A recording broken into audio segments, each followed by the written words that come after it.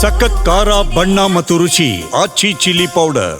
ಮುಂದಿನ ಕರ್ನಾಟಕದ ಮುಖ್ಯಮಂತ್ರಿ ಡಾಕ್ಟರ್ ಜಿ ಪರಮೇಶ್ವರ್ ಆಗಬೇಕು ಅನ್ನುವಂಥ ನಿಟ್ಟಿನಲ್ಲಿ ಸ್ವಾಮೀಜಿಗಳು ಆಗ್ರಹಿಸಿದ್ದಾರೆ. ಈ ನಿಟ್ಟಿನಲ್ಲಿ ದೊಡ್ಡ ಮಟ್ಟದ ಸಭೆ ಕೂಡ ನಡೀತಾ ಇದೆ. ಈ ಮೂಲಕ ಒಕ್ಕರಲ ಒಗ್ಗಟ್ಟಿನ ಪ್ರದರ್ಶನ. ಡಾಕ್ಟರ್ ಜಿ ಪರಮೇಶ್ವರ್ಗೆ ಸಿಎಂ ಸ್ಥಾನವನ್ನ ನೀಡಬೇಕು ಅನ್ನುವಂಥ ನಿಟ್ಟಿನಲ್ಲಿ ಶ್ರೀಗಳ ಆಗ್ರಹ ಇದು. ತುಮಕೂರಿನಲ್ಲಿ ವಿವಿಧ ಮಠಾಧೀಶರ ಮಹಾಸಭೆ, ಕೊಲ್ಲಾಪುರದಮ್ಮ ಕಲ್ಯಾಣ ಮಂಟಪದಲ್ಲಿ ಸಭೆ. ಡಾಕ್ಟರ್ ಜಿ ಪರಮೇಶ್ವರ್ ಮುಖ್ಯಮಂತ್ರಿ ಆಗುವುದಕ್ಕೆ ಇದೊಂದು ಸುವರ್ಣ ಅವಕಾಶ. ಡಾಕ್ಟರ್ ಜಿ ಪರಮೇಶ್ವರ್ ಸಿಎಂ ಸ್ಥಾನಕ್ಕೆ ಒಕ್ಕೊರಲಿನಿಂದ ಒತ್ತಾಯವನ್ನ ಮಾಡಲಾಗಿದೆ.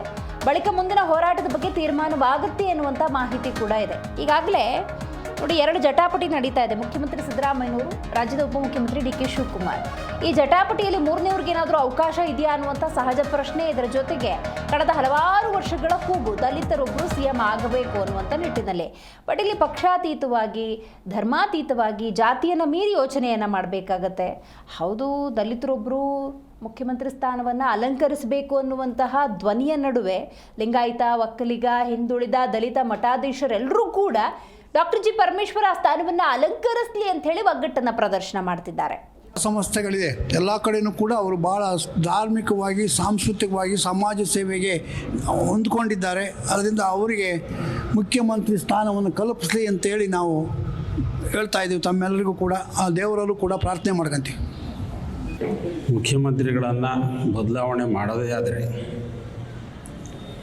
ಸರಳರು, ಸಜ್ಜನರು ಅಷ್ಟೇ ಅಲ್ಲ, ಎಲ್ಲ ಕೋಮಿನ ಜನರನ್ನು ಪ್ರೀತಿಯಿಂದ ಕಾಣ್ತಕ್ಕಂಥ ಪರಮೇಶ್ವರ್ ಅವರನ್ನು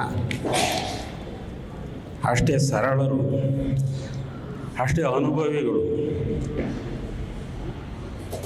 KPCC ಅಧ್ಯಕ್ಷರಾಗಿ ಅನೇಕ ಹುದ್ದೆಗಳಲ್ಲಿ ಸೇವೆಯನ್ನು ಸಲ್ಲಿಸಿ ಅನುಭವವನ್ನು ಪಡೆದಿರ್ತಕ್ಕಂಥ ಜಿ ಪರಮೇಶ್ವರ್ ಅವರನ್ನು ರಾಜ್ಯದ ಮುಖ್ಯಮಂತ್ರಿಯಾಗಿ ಅವರನ್ನು ಪರಿಗಣಿಸಿದ್ದೇ ಆದರೆ ಬಹಳಷ್ಟು ಜನಕ್ಕೆ ಸಂತೋಷ ಆಗುತ್ತೆ. ಆದ್ದರಿಂದ ಅದನ್ನು ಹೈಕಮಾಂಡು ಪರಿಗಣಿಸಿ ಅವರನ್ನು ಮುಖ್ಯಮಂತ್ರಿ ಸ್ಥಾನವನ್ನು ನೀಡಬೇಕು ಅಂತೇಳಿ ಈ ಮೂಲಕ ಒತ್ತಾಯಿಸ್ತಿದೆ.